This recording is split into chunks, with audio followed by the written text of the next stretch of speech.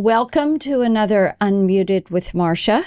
Always thrilled to have you join us. And today we're going to talk Memphis, and we've got the perfect guest for talking Memphis. Our director of the U.S. Marshals Service is with us. Director Serralta is here, and I got to tell you, what a great job he is doing in Memphis, Tennessee. So thank you for joining us. Thank you, Senator. Thank you for having me. Yeah, when Director Patel, when I had talked with him initially about Memphis, it was before he went through his confirmation hearing, and I showed him the crime stats of how Memphis was the most dangerous city per capita in the entire country, and it is such a fabulous, iconic, wonderful city. And I said, I need your help there. And indeed, the FBI surge this summer has worked well. And then we followed it now with phase 2, which is the FBI and the Marshals Service and 11 other federal agencies, plus the Tennessee National Guard, the Tennessee Highway Patrol, the TBI, and you're all working with the Memphis Police Department. And over the last month, the stats are just amazing because you've had nearly 1,700 arrests, more than 350 illegal guns. You have found over 80 missing children, and you've got 119 of these gang leaders that have been apprehended. So this is absolutely fantastic. So when I talk to people in Memphis, they are absolutely thrilled that they have this here. So tell me what you're hearing when you talk with people in Memphis. Senator, I want to thank you once again for having me here. Sure. As the Director of the United States Marshals Service, it's quite an honor to be here with you, and it's quite an honor to lead the men and women of Memphis Safe Task Force. So altogether, we're about 30 agencies. There's a lot of behind-the-scene agencies. You mentioned, for instance, TBI. TBI has an agent or an officer named Emily Kiefer. She's the driving force behind getting us the names of the children that we need to find. So her work and the diligent work of the task force has gotten us to, I believe today we hit the 84 missing children mark. Wow. And I have to say that most of these children return home. That's where they belong. But sometimes we find that they don't belong at home. And then we have to get other services to look at that. So it's not a reckless return the kid home type of operation. It's tactful. They bring in a lot of other resources to make sure that we're doing the right thing. So it's very exciting. As far as the criminal arrest, we are crossing the 1,700 mark, as you mentioned. I would say at least 10 of the individuals that we've arrested for murder. Most of the arrests are violent warrants of individuals that have committed violent crimes in the past that get caught again by us, either committing additional crimes or just fugitives from justice. Mm-hmm. That's something that we work in conjunction with all these other agencies. A big footprint, as you mentioned, is the FBI. They're a great partner. Their prior work there in the summer has been the driving force for the intelligence that we use to hit the ground running, basically. In contrast to the DC Safe and Beautiful task force, today we hit 5,000 arrests. We're over 5,000 arrests and 500 guns. Well, Memphis, Tennessee is going to surpass those numbers in the same amount of time. Because, as you mentioned, it is target rich for violent crimes because it's been too long since we focused on that beautiful city. It is a beautiful city. And, to me, it has been so encouraging to see the agencies come together. I know the U.S. Marshal, under your direction, kind of are coordinating a lot of this work from the different agencies. How do you go about doing that? Do you have, a headquarters, kind of a hub? And then, of course, the work, what I hear is that you all are working so well with the police force, and we're hearing from law enforcement in the area. They're learning every day from the federal agencies that are there working. It's a complete integration. So, as the Marshal Service has been tapped to organize this task force, it takes everyone to pitch in. Every agency has strengths. ATF brings an enormous amount of intelligence and knowledge about firearms and ammunition and switches that make regular guns machine guns. So we tap all of that.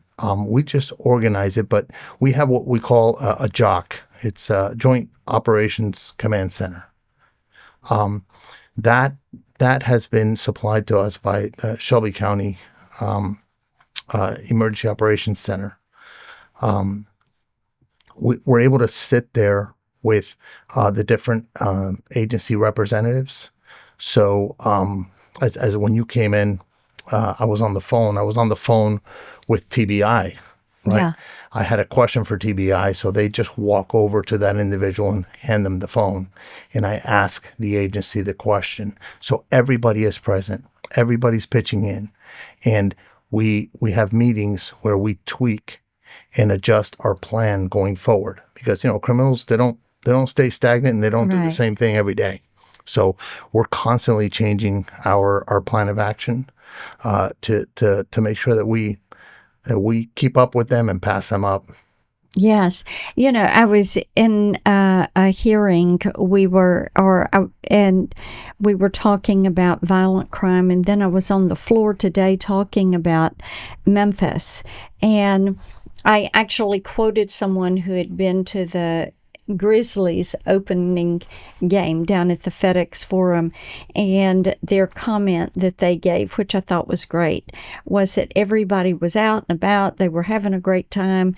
They were enjoying being out, and they said, "This feels like freedom." And I think that's so indicative of where people are right now. They're excited that their city is safe, and they're not afraid of going to dinner and it getting dark before they could get back home. I've personally been told stories like that. I like to get out there and patrol with our men and women. And I was on Beale Street. Mm-hmm. And numerous individuals came up to us and thanked us for our service and for being there. One couple told me that they hadn't been in Beale Street for 12 years. And the only reason they came out was because they knew it was safe. And that, I can tell you, Senator, is what that's what fills the gas tank of the law enforcement officers that are out there. We all trade stories about how wonderful the Memphians have treated us, the kind words that they tell us, and share their stories of how their kids are allowed to play out in the yard and out at the park now because we are out there. And I would be remiss if I didn't thank our armed forces as well, right? The National Guard, who permits us the ability to go patrol, because they take care of the mundane jobs that law enforcement normally have to do, so that the law enforcement can go make the arrest. They don't make the arrest. Mm-hmm. They're there for security reasons. Yeah. So they've been a great help. I'm very proud of what we've done in Memphis, and I look forward to continuing our service there. Well, as we talk about Memphis moving forward, because at some point Phase 2 is going to be complete, and Memphis will start to be able to rebuild their police force and continue this. You'll have a lot of the criminals that are locked up, and they're right now getting ready. Many of these are going to trial, and then they will be locked up. And as you said, these are violent criminals. Assault, aggravated assault, sexual assault, murder, Rape. yes. So we want Memphis to be the model of how you take the most dangerous city and make it the safest city. So how do they move to that next phase of continuing this safety? So there are multiple layers to the success of this. One of them is the law enforcement policies that are in place. Some of those have already been discussed with the chief of police, and many more will be brought to their attention, right, for review. Because what happens is if we handcuff our law enforcement officers, then the handcuffs are taken, and the bad guys are going to get away. That having been said, we also have partnered up because we're in Memphis, but Shelby County Sheriff's Office has been a partner that has stood shoulder to shoulder, pushing ahead because they have a vested interest in that Memphis is a safe city, and they've worked with us with their jail space and a number of other issues that have come up, and they have great leadership in the sheriff there and his deputy Anthony Buckner. They've been great, fantastic partners, and we're all learning from each other, and the one thing that can't be taken away is the knowledge, right? So these MPD officers and Shelby County sheriffs and TBI and the Tennessee Highway Patrol, which is fantastic. All these agencies teach us federal agents things that we didn't know before, and we teach them things that they didn't know before. And if there's one thing that can't be taken away is that connection. So these officers are going to have networks. They're going to be able to reach out to federal agencies for the rest of their careers, because we are not just there working. We're friends. We're becoming family in Memphis. That is so awesome. And so many times I've said we've been so helped by having a police chief and the mayor of Memphis, and as you were saying, the sheriff that is there, who have worked in partnership. Sure. And they have welcomed the help and support. Absolutely. I've had the mayor call me for updates constantly, and he's also let me know things that he thinks that we can do better. You have a mayor that is involved, and that's a good thing. He wants us to help clean up his city. Yes, and I think that is so wonderful. I want to ask you about the kids, because we have focused on, and we had heard so much from people in Memphis about that time frame from 2:00 in the afternoon to 6:00 when parents get off, and the kids are out and about, and they end up getting recruited by a gang, and the next thing you know, the gang leader has the kid out trying to do a carjacking.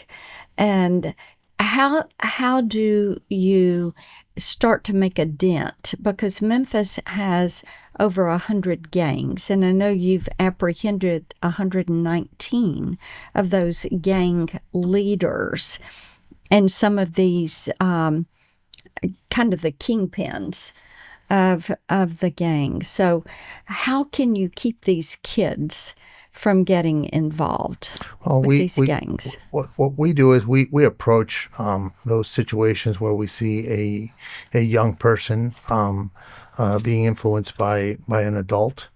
We're constantly patrolling the areas. We're getting a lot of help from the community, letting us know, they're hanging out over there behind the white building. I mean, I walked in to buy some gum at a gas station, and I walked out of there with intelligence as to where to go find the individuals that were selling fentanyl. It's an amazing cooperation by the entire city. I have even folks that we're arresting are thanking us, and they understand that we're there because we need to be there. It is the most fascinating law enforcement work that I've done, and I've been a cop for 35 years. It's been a long time, and I haven't seen such cooperation at all levels than what I've seen in Memphis. I'm very excited for Memphis. We are incredibly excited for what is taking place in Memphis and for the future of Memphis. And I do think that level of cooperation and that desire to stop the crime that is there in Memphis is something that has resonated across the entire community. And we hear it from people all across West Tennessee because the sheriffs and the DAs are saying, Marsha, if we send this message that if you're a gang and if you're a drug dealer, a human trafficker, a sex trafficker, if you've committed these violent crimes, we are going to find you and we're going to lock you up, then a lot of these gangs are going to leave the state because they know that they're going to get caught. Yep, absolutely. If they are here. So and they know also that we have backing from you, ma'am.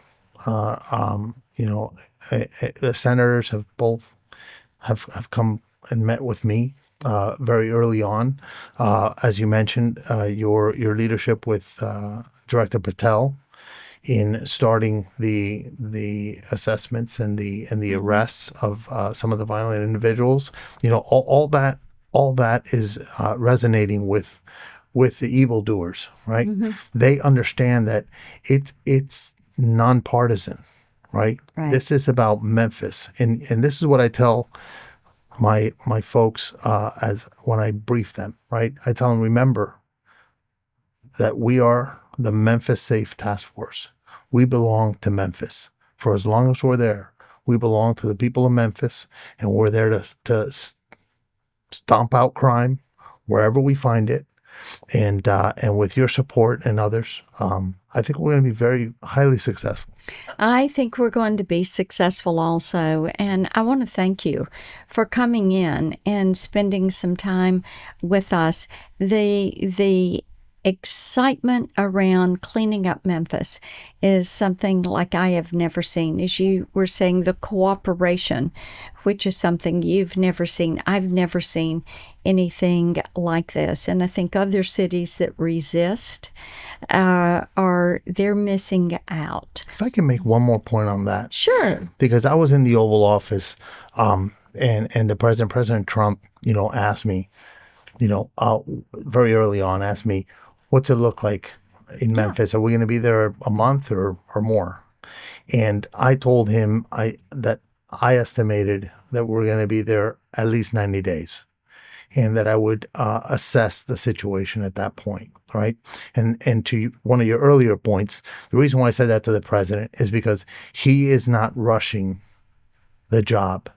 His commitment is to make Memphis safe, and he is supporting you and everyone else in the state of Tennessee to ensure that happens correctly. And that's something that is not common in law enforcement, right? They always want us to rush the cases, make the arrests, let's get the media out there. And it's not, it has not been that way. And it's something that I think matters. I think it matters. I so agree with you. I think it does too. And you look at the work of A.G. Bondi and our Secretary of War, Hegseth, and Director Patel, and of course, our amazing President, and the great work and the commitment to the people of Tennessee and the people there in Memphis to solve a problem And crime has been a problem in Memphis, and I think everyone is truly grateful. And we're grateful for you and the great work you do. And to our audience, thank you so much for joining us today. We are so pleased that you're here. You'll always find me at Marsha Blackburn on social media, our website, blackburn.senate.gov. Thank you for being a part of Unmuted with Marsha, with our special guest who is doing great things for the great state of Tennessee. Thank you all.